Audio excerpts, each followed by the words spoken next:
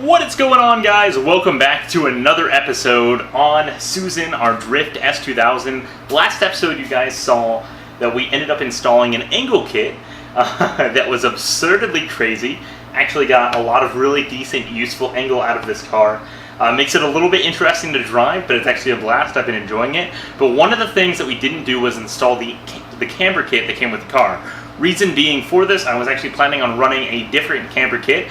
I decided to get a aftermarket kit that replaced my entire upper control arm, that upgraded it to tubular. This also came with new bushings, so that way I didn't have to replace the bushings in my stock one, and helps make it a little bit stronger by being a full tubular design. I did, however, run into a little bit of an issue. So this episode is going to be a little bit different. I was originally going to film me just installing the arms and talking about them, seeing the difference that we get, because without the arms, we were running about -7 degrees of camber. Now we're looking at hopefully getting that down to a much more usable. I'd really like to get it down to about 3 or 4 degrees of negative camber. That's much more realistic for daily driving and actually using it at the track. So without further ado, let's get into it, but I do want to show you guys one thing that I found while installing these arms. So let's go ahead, let me show you the arms in comparison to the stock ones. That way you see both the upgrade and the issue I ran into. Stay tuned.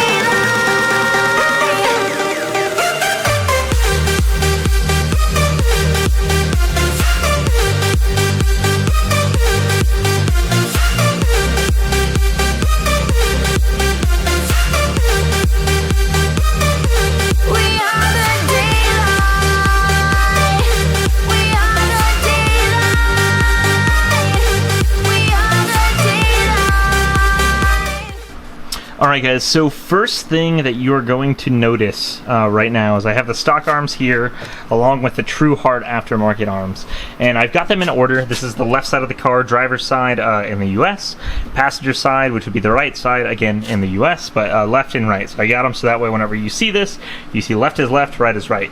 Here's what I had noticed. I got my new Truhart arms in, which are awesome. They're a great design. The one thing I love about them is the assembly for the ball joint right here is actually a factory style. It uses factory style bushings, so if you ever needed to replace these, technically you can just take this off, press it out, put a new one in, and you can upgrade them too. They use the same style that factory does, so they're totally upgradable and replaceable. I did go with the rubber style bushings just to make it a little bit easier for daily driving, even though that's counterintuitive based on the fact that I now have solid bushings for my steering rack.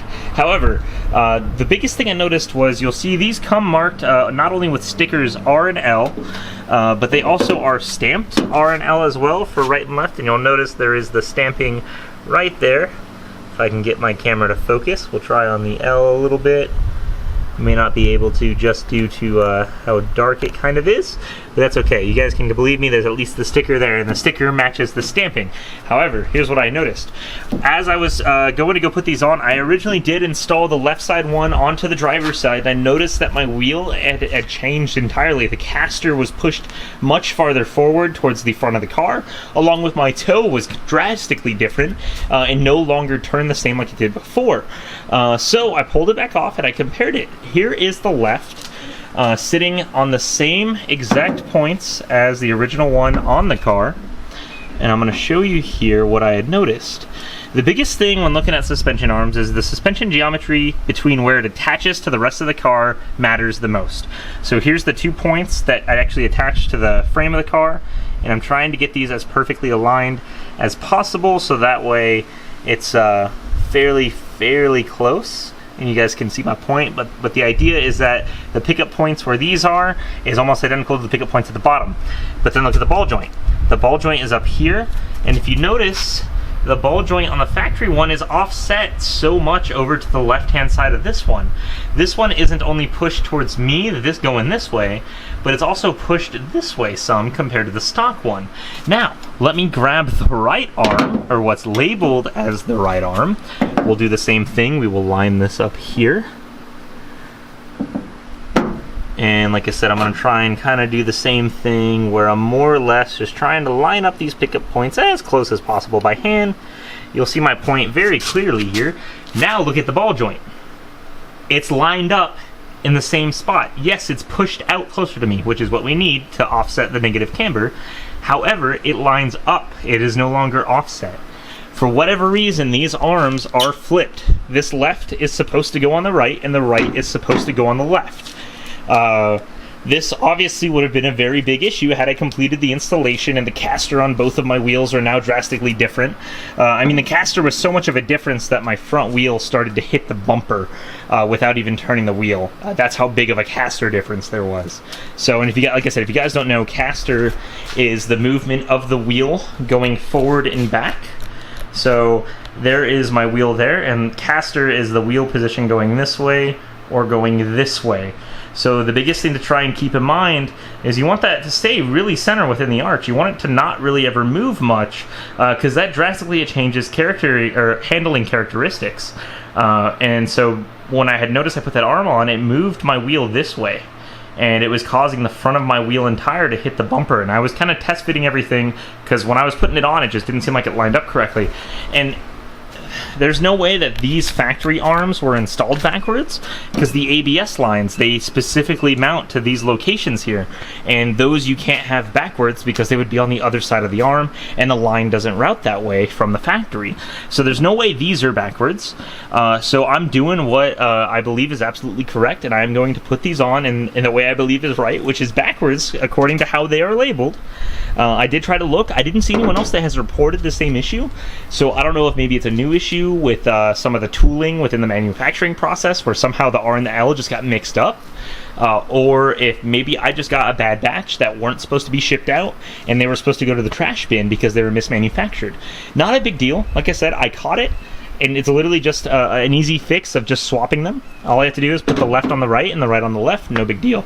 So I just wanted to make sure you guys were aware of that.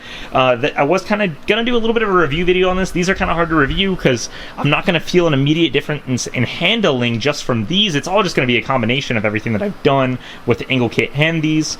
So I can't necessarily review these by themselves. I can review the build quality, which so far is phenomenal. From what I understand, these are the exact same thing as the Hardrace arms, and I think one of the other companies, they all go through the same manufacturer. They're just rebranded. So just go with whatever one you can get your hands on. I just got these through Evasive Motorsports, so they were able to ship them out to me within the same week. That was the reason I got them. So I'm going to get back to it. I'm going to go ahead and put them on, and like I said, I'm going to put the right on the left and the left on the right, and we're going to see how well that wheel lines up. I'm pretty positive that I am correct in saying that they are backwards, so we're going to go ahead and go forth with that. Luckily, this installation is pretty simple. I'll give you guys a rundown since it's kind of straight away from a bit of a tutorial video, but essentially all you have to do, let me get you some light here. Man, that's loud. All you have to do is undo those two bolts there and there, along with the top knuckle bolt. I got myself a piece of welding wire on the other side of the car. I do have a coat hanger that I bent up to help hold it so it doesn't put as much stress on the brake line whenever you undo the arm. But essentially, just to pop it back in, you just put it back at those 2 points back there, the one spot there, torque everything down to the torque specs, and then that's pretty much it. Luckily, this job's really easy, so I'm going to go ahead and get back to it. I'm going to slap those arms on. We're going to check our camber. Like I said, before I did all this, my camber was at -7 degrees. I went ahead, and since I had installed what originally was the left one onto the car, I already maxed out how far out this will go. I'm going to do the same thing to this other arm. As you can see, there is a slight gap when compared to the two. So I'm going to loosen these bolts, slide this as far out as it'll go, and then I'll go ahead and slap it on the car. We'll get both of them done. We'll put the wheels back on. We'll check the camber settings, and we'll see how low I can get the camber down to. Because like I said, I'm trying to get it away from the -7. I really want to get to -3, -4. I feel that's a much better usable camber percentage. So let's go with that, and we'll get back to it.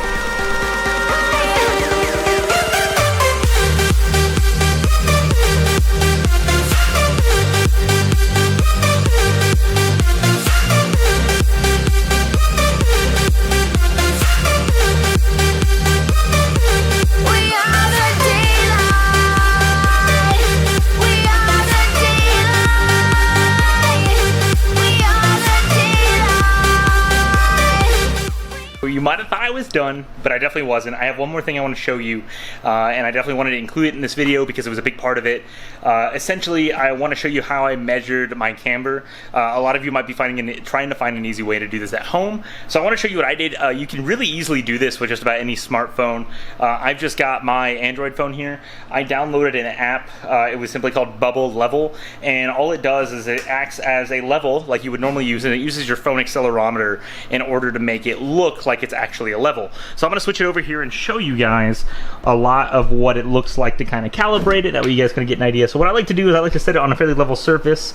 I have it here on the welding table, and so it's pretty much level. I'm going to go ahead and hit this little button. This is essentially locking it in, so we should be good. Of course, like any app nowadays, there's always going to be advertisements, but I am always okay with getting their advertisements. So I push calibration. We'll back out of that real quick. So we're going to go over to here, and I'm going to take this to my wheel. So here is actually the car on the ground. I am very happy with this. It did exactly what I wanted it to do. It not only gave me a more positive camber, but it also lifted the front of the car up a little bit, which is exactly what I was looking for. I didn't like how low the front end was.